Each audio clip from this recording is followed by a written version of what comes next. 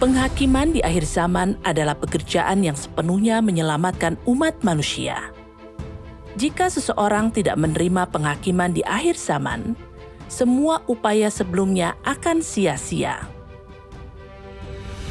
Pada saat ini, kita dapat memahami bahwa rencana pengelolaan Tuhan dibagi menjadi 3 tahap. Tahap mana yang paling krusial dan akan menentukan hasil dan tujuan akhir manusia? A. Zaman hukum Taurat. B. Zaman kasih karunia. C. Zaman kerajaan. Jawaban yang benar adalah C. Zaman kerajaan. Dari ketiga tahap pengelolaan Tuhan untuk keselamatan penuh umat manusia, pekerjaannya di zaman kerajaan adalah yang paling penting. Ketika Tuhan kembali pada akhir zaman, Dia akan mengakhiri zaman kasih karunia, membuka zaman kerajaan, dan melakukan pekerjaan penghakiman yang dimulai dari rumah Tuhan. Pekerjaan penghakiman Tuhan di zaman kerajaan adalah tahap terakhir dari rencana pengelolaan Tuhan. Apakah orang dapat menerima dan tunduk padanya secara langsung menentukan hasil akhir mereka? Beberapa orang berkata, "Saya hanya percaya pada Yesus. Saya tidak menerima kedatangan Yesus kembali, dan saya tidak perlu mengikuti pekerjaan baru Tuhan." Apa yang akan dikatakan Tuhan Yesus kepada orang-orang seperti itu?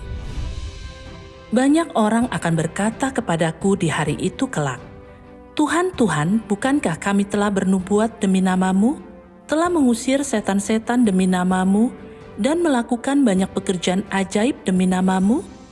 Saat itu, aku akan menyatakan kepada mereka, "Aku tidak pernah mengenalmu. Pergilah daripadaku, engkau yang melakukan kejahatan."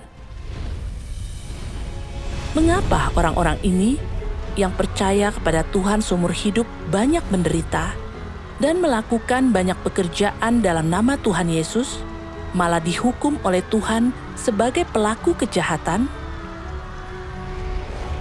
Itu karena mereka tidak menerima pekerjaan penghakiman Tuhan di akhir zaman. Watak mereka yang rusak tidak disucikan, sehingga mereka masih bisa memberontak, menentang, menyangkal, dan mengkhianati Tuhan. Tuhan telah melakukan pekerjaan yang begitu besar dan membayar harga yang begitu mahal untuk menyelamatkan umat manusia. Oleh karena itu, menyangkal dan mengutuk pekerjaan penyelamatan terakhir Tuhan adalah pengkhianatan yang paling serius. Itu adalah penghujatan terhadap Tuhan. Orang-orang seperti itu tidak lagi memiliki korban penghapus dosa dan akan selamanya ditolak dan disingkirkan oleh Tuhan. Oleh karena itu, tidak menerima pekerjaan penghakiman Tuhan di akhir zaman, menolak Kristus di akhir zaman, dan menolak untuk menerima keselamatan Tuhan di akhir zaman adalah tanda dihukum. Hasil akhir mereka adalah kebinasaan dan kehancuran, tanpa kesempatan untuk pernah diselamatkan dan masuk ke kerajaan sorga. Tetapi mereka yang dengan tulus percaya kepada Tuhan, merindukan penampakan Tuhan, dan menerima penghakiman dan hajarannya di akhir zaman adalah yang paling diberkati. Mereka adalah kelompok para pemenang yang akan Tuhan sempurnakan di akhir zaman, yang akan memasuki zaman berikutnya bersama Tuhan dan menikmati tempat perhentian yang kekal. Rencana pengelolaan 6.000 tahun Tuhan akan segera berakhir, dan gerbang bahtera akhir zaman akan segera ditutup. Tidak banyak waktu yang tersisa.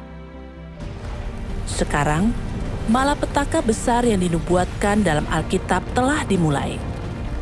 Jika orang tidak menyambut Tuhan, mereka pasti akan menderita dalam malapetaka.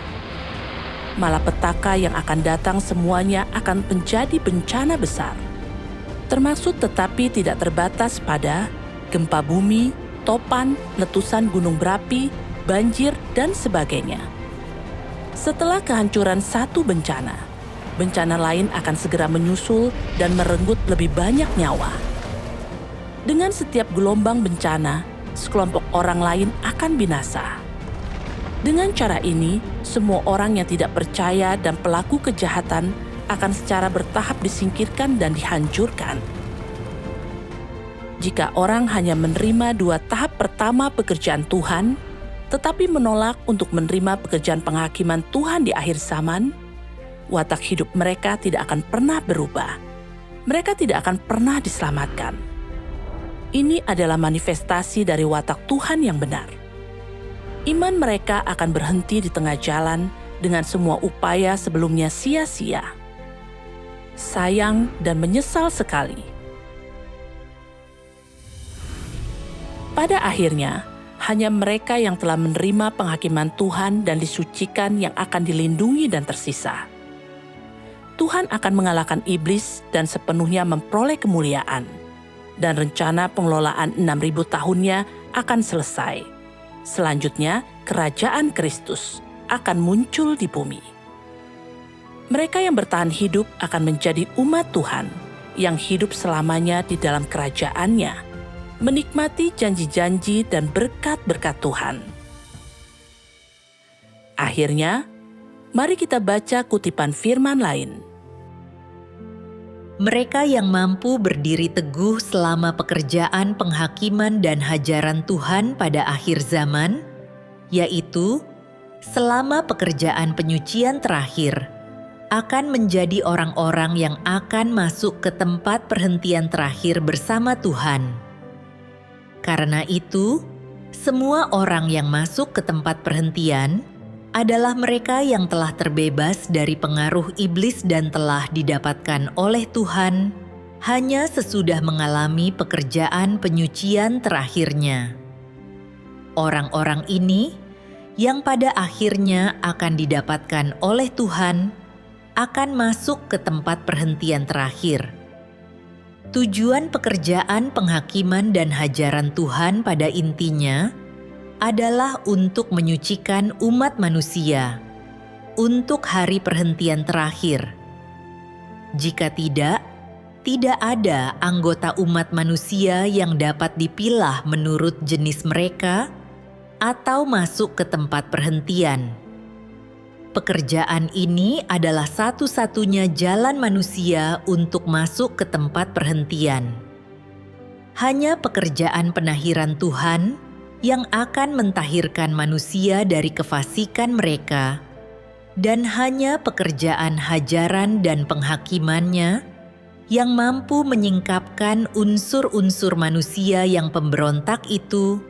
Dengan demikian, membedakan orang-orang yang dapat diselamatkan dari orang-orang yang tidak dapat diselamatkan, dan membedakan mereka yang akan tetap hidup dari mereka yang tidak akan tetap hidup. Ketika pekerjaan ini berakhir, orang-orang yang diizinkan untuk tetap hidup itu semuanya akan ditahirkan dan memasuki keadaan manusia yang lebih tinggi, di mana mereka akan menikmati kehidupan manusia yang kedua, yang lebih indah di bumi. Dengan kata lain, mereka akan masuk ke hari perhentian manusia dan hidup berdampingan dengan Tuhan. Setelah mereka yang tidak diizinkan untuk tetap hidup telah dihajar dan dihakimi, wujud asli mereka akan seluruhnya disingkapkan. Setelah itu, mereka semua akan dimusnahkan, dan sama seperti iblis, mereka tidak akan diizinkan lagi untuk tetap hidup di bumi. Manusia di masa depan tidak akan lagi mencakup orang-orang jenis ini. Orang-orang semacam itu tidak layak untuk memasuki negeri tempat perhentian terakhir. Mereka juga tidak layak untuk bergabung pada hari perhentian yang akan dimiliki Tuhan bersama dengan manusia. Karena mereka adalah target penghukuman dan merupakan orang-orang jahat yang tidak benar. Mereka pernah ditebus dan juga telah dihakimi dan dihajar. Mereka juga pernah berjerih payah untuk Tuhan. Namun ketika hari terakhir tiba, mereka tetap akan disingkirkan dan dimusnahkan karena kejahatan mereka dan sebagai akibat pemberontakan dan ketidakmampuan mereka untuk ditebus. Mereka tidak akan pernah ada lagi di dunia masa depan, dan mereka tidak akan lagi hidup di antara umat manusia di masa depan. Tujuan satu-satunya di balik pekerjaan terakhir Tuhan dengan menghukum orang yang jahat dan memberi upah kepada orang yang baik adalah untuk sepenuhnya menyucikan seluruh umat manusia, sehingga Dia dapat membawa umat manusia yang sepenuhnya disucikan ke perhentian kekal. Tahap pekerjaannya ini adalah tahap pekerjaan yang paling penting. Ini merupakan tahap terakhir dari seluruh pekerjaan pengelolaannya.